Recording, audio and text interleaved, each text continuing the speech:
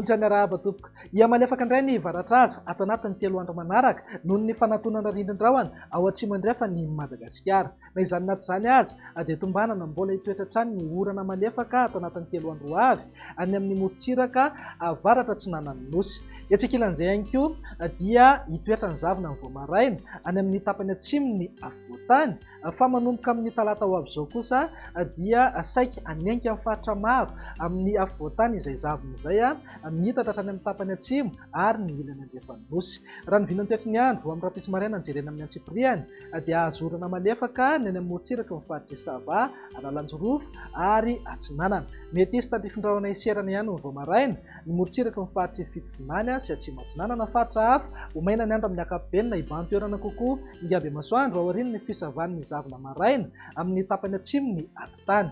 Raha ny tolakandro kosa indray dia saika omaina aloha manerana ny Madagasikara, mety olalovan-drahona indraindray ny morontsiraka ny faritra Sava, Analanjorofo ary Atsinanana. Raha ny vinan'ny maripana dia eo amin'ny 7 ka hatramin'ny 13 degré ho any ampitany, eo amin'ny 9 ka hatramin'ny 30 degré ho any morontsiraka Atsinanana ary 17 ka hatramin'ny 13 degré ho an'ny morontsiraka Andrefana. Mety hananka hatramin'ny 14 degré maripana ambony indrindra any amin'ny faritra Betsiboka. Vinany toetry ny andro ny alatsinainy kosa indray dia toetra hatrany aloha ny zavona maraina any amin'ny tapany atsimo ny ampitany. Ny faritra hafa kosa dia omaina ny andro amin'ny akapobeny, mety hisy orana malefaka ihany ny voamaraina na ny takariva any amin'ny morontsiraka ny faritra Sava, Analanjorofo ary manodidina ny Toamasina. Vinany maripana tsy dia misy fiovana mitsongadina aloha fa eo amin'ny 9 ka hatramin'ny 14 degré zao ho an'ny ampitany, eo amin'ny 9 ka hatramin'ny 30 degré eo foana ho an'ny morontsiraka Atsinanana ary 17 ka hatramin'ny 30 degré ho an'ny morontsiraka Andrefana. Tazantsika amin'izao